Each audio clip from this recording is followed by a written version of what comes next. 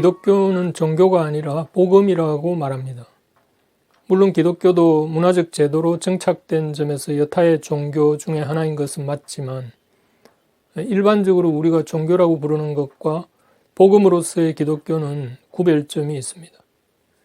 우선 종교는 인간이 중심이 되고 인간이 노력해서 무언가 얻고자 하는 것에 초점이 맞춰진 반면 이 복음은 하나님 편의 계시로 인간에게 주어진 겁니다. 그리고 복음은 어떤 이론이나 관념 혹은 지식적으로 주어진 것이 아니라 역사적 사건으로 주어진 것이어서 이 복음이란 말 자체가 의미하는 바대로 좋은 소식이죠. 복음이 왜 좋은 소식이 되는가 하면 그것은 과거에 예언된 계시가 실제 역사에 일어난 사건으로 그 사건의 의미는 인간의 죄의 문제를 해결하고 인간에게 구원과 진정한 자유를 가져다 준 소식이기 때문입니다. 그래서 복음을 전한다는 것은 어떤 면에서 보면 아주 단순합니다. 구원자로 이 땅에 오신 예수 그리스도의 성육신과 죽음, 그리고 부활 사건의 소식을 알리는 것이니까요. 그래서 복음을 전할 때는 누군가와 논쟁을 할 이유가 없습니다. 성경에 기록된 역사적 사건의 소식을 전하는 것은 마치 우리가 매일 신문 사회면에서 일어나는 사건 사고 소식을 읽고 누군가에게 알려주는 것과 같습니다. 그리고 이 소식을 들은 사람은 그 소식에 반응이 따를 뿐 그 소식을 전하는 사람과 논쟁할 이유가 없는 거죠. 그래서 사도 바울은 로마서 1장에서는 우선 이 복음이 누구에 관한 것이며 왜 필요한 것인지를 말하고 있습니다. 물론 복음이 역사적으로 일어난 사건에 대한 소식이지만 사실 2000년 전에 일어난 사건이고 또 그것이 지금 우리들의 삶과 무슨 상관이냐는 생각을 하기 쉽습니다. 그래서 사도 바울은 로마서 1장에서 복음을 설명하기 전에 먼저 인류의 타락된 모습과 인간의 그 죄된 성향을 언급합니다. 그래야만 복음이 어떤 사건이며 또 그것이 왜 인류에게 필요한 것인지를 보여줄 수가 있기 때문이죠. 말하자면 그리스도 예수가 이 땅에 오신 사건은 하나님이 인간의 죄로 인해 타락한 상태를 두고 보지 않으시고 예수를 통해 구제하심으로 하나님의 의를 이루시겠다고 하는 계획을 보여주신 사건이었고 바울은 자신이 이 소식을 이방에 알릴 사명을 받았다고 말합니다. 그런데 2장에 와서는 이 복음이 이방인들뿐 아니라 이미 복음의 계시를 받은 유대인들에게도 적용된다는 사실을 언급하는 대목입니다. 그래서 2장의 주요 핵심 키워드는 2장 11절 말씀인데요. 이는 하나님께서 외모로 사람을 취하지 아니하심이라. 말하자면 하나님은 유대인이라고 특별히 이방인과는 다른 특별한 대우를 하지 않는다는 말씀입니다. 물론 하나님은 유대인을 선민으로 택하여 율법을 주셨지만 그러나 하나님의 택함을 받은 자는 그 특권을 누리는 만큼 그에 해당하는 책임도 주셨기 때문에 결코 그들을 무조건 우대한 것만은 아니었죠.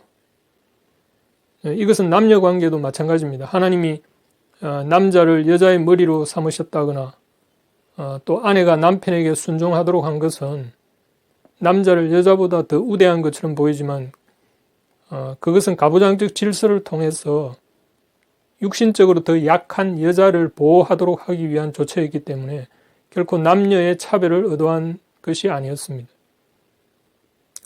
아무튼 하나님께서 외모로 사람을 취하지 아니하신다는 이 번역은 지금 대부분 한국 교회에서 사용하는 한글 개역 개정판 번역인데 이전의 그 개역 한글판과는 거의 같은 번역입니다. 여기서 외모로 사람을 취한다는 말씀은 헬라어 원어의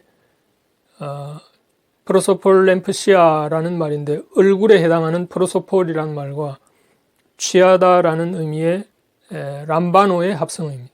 그러니까 외모로 사람을 취하지 않는다는 말은 얼굴을 보고 사람을 판단하지 않는다. 이런 뜻으로 한글 개역 개정 번역은 거의 직역에 가깝습니다. 여기에 대한 영어 성경의 번역은 대체로 두 종류의 단어 가운데 하나를 취하고 있는데요. 하나는 partiality라는 말, 그러니까 편파성이라는 말이고 다른 하나는 favoritism, 편애라는 말입니다. 그런데 로마서 2장 11절에 쓰인 헬라어 원어 프로스폴렘프시아라는 이 단어는 다른 성경 구절에서도 찾아볼 수 있는데요. 대표적으로 에베소서 6장 9절의 말씀과 사도행전 10장 34절의 말씀입니다. 에베소서 6장 9절을 보면 상전들아 너희도 그들에게 이와 같이 하고 위협을 거치라.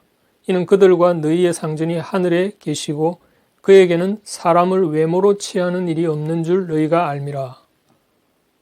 이 말씀이고요. 사도행전 10장 34절 35절 말씀은 베드로가 입을 열어 말하되 내가 참으로 하나님은 사람의 외모를 보지 아니하시고 각 나라 중 하나님을 경외하며 의를 행하는 사람은 다 받으시는 줄 깨달았도다. 이 번역도 개역 개정판 번역인데 원어에 충실하게 번역하고 있지만 저는 개인적으로 이 개역 개정의 이전 판본인 개역 한글 번역을 더 선호합니다. 그 이유는 이 개역 한글에서는 동일한 헬라어 원어에 대해서 세 군데 모두 일관되게 사람의 외모를 취한다는 말로 표현하고 있는데 개역 개정에서는 사도행전 부분에서만 사람의 외모를 취하지 아니하시고 라고 번역하지 않고 사람의 외모를 보지 아니하시고 라고 살짝 바꾼 점입니다. 물론 의미와 관련 없는 사소한 문제이긴 하지만 개역 개정은 동일 문맥에서 원어에 대한 일관된 번역 지침을 고수하지 않았구나 하는 아쉬움이랄까. 그러니까 치밀함이 결여되었다고 할까요. 말하자면 이 로마서나 에베소서에서는 사람의 외모를 취하지 아니하다라고 번역했으면서 왜 유독 사도행전에서만 사람의 외모를 보지 아니하다라고 했는가 하는 겁니다.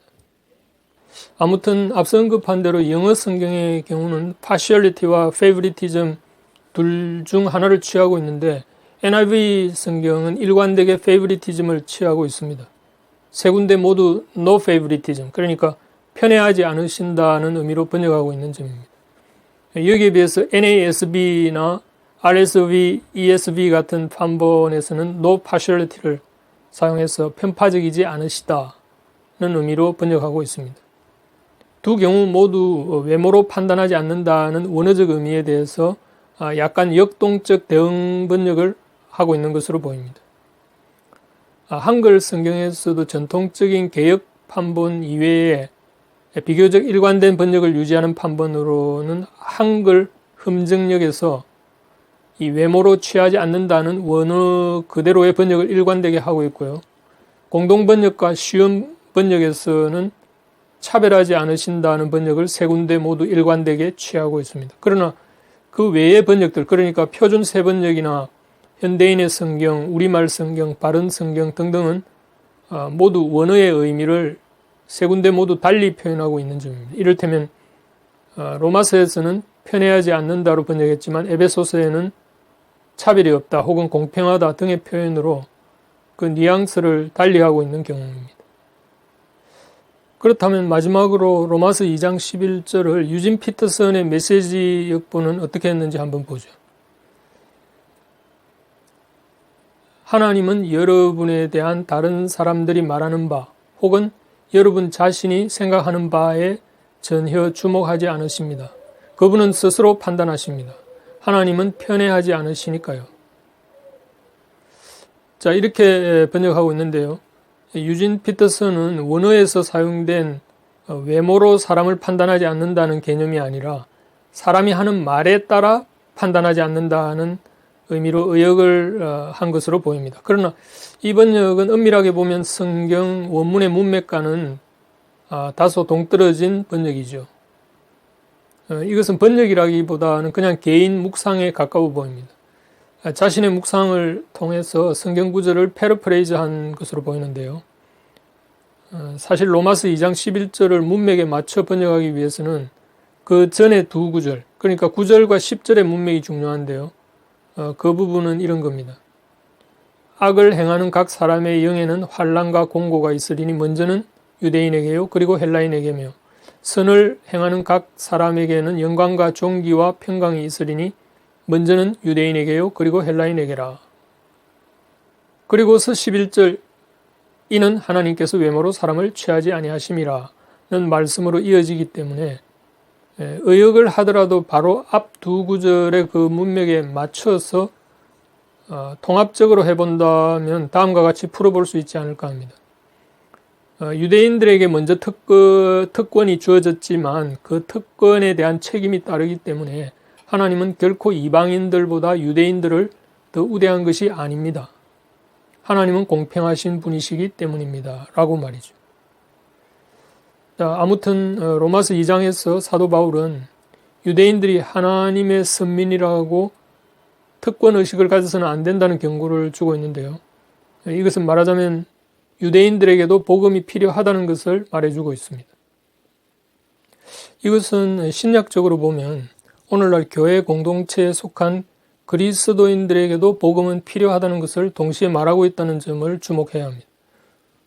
먼저 복음을 받은 그리스도인들도 어떤 특권의식에 사로잡혀서 불신자들을 정죄하고 판단하는 교만에 사로잡히는 경우가 허다하기 때문인데요. 말하자면 이 로마서 1장이 불신자들에게 복음의 필요성을 말한 것이라면 2장은 종교인에게도 복음이 필요하다는 점을 역설하고 있는 셈입니다. 이것은 복음서에서 이미 예수님이 일관되게 외식하는 신앙, 그러니까 바리새인들의 누룩을 주의하라고 제자들에게 교훈한 내용이기도 한데요. 예수님이 제자들에게 들려주신 여러 예화 가운데에서도 확인할 수 있습니다. 대표적인 것으로 두 아들이 등장하는 이야기들 속에서 암시되는 내용인데 그중 한 이야기는 어떤 사람에게 두 아들이 있는데 그들에게 포도원 일을 시켰을 때 맏아들은 즉시 하겠다고 해놓고 가지 않았고 둘째 아들은 가기 싫다는 말을 했지만 그 후에 뉘우치고 가서 일을 했다는 이야기이고요. 다른 한 이야기는 탕자 이야기인데 둘째 아들이 아버지를 떠나 허랑방탕한 생활을 했지만 후에 뉘우치고 아버지에게로 돌아왔고 맏아들은 아버지와 함께 살았지만 돌아온 동생을 환대하는 아버지의 처사를 못마땅하게 생각하며 불평한 이야기입니다. 그러니까 이 두 아들들의 이야기의 공통점은 무엇인가 하면 겉으로 보기에는 큰아들의 행동이 옳아 보이지만 오히려 진정성은 둘째 아들에게 있다는 메시지입니다. 말하자면 이 탕자처럼 보이는 둘째 아들에게도 복음이 필요하지만 맏아들에게도 복음이 필요하다는 것을 보여준다는 거죠. 이뿐 아니라 복음서에는 이와 유사하게 불신자와 종교인을 대비시켜서 종교인의 책임을 더 부각시키는 내용들도 있습니다. 이를테면 누가복음 18장에 나오는 세리와 바리새인의 그 기도를 대비시켜서 바리새인의 교만의 문제를 지적한 점이나 또 사마리아인 이야기에 나오는 강도 만난 자를 지나쳐가는 그 제사장과 율법사의 대조적으로 강도 만난 자를 돌보아주는 비천한 사마리아인을 통해서 예수님은 이미 신앙생활을 한다고 자부하는 사람들의 책임을 더 크게 취급하는 사례들입니다. 그런 점에서 사도 바울은 로마서 1장과 2장에서 예수님이 복음서에서 보여주신 교훈과 동일하게 복음은 이방인뿐만 아니라 유대인, 그러니까 소위 종교인이라고 자처하는 사람들에게도 더더욱 필요하다는 것을 역설하고 있는 겁니다.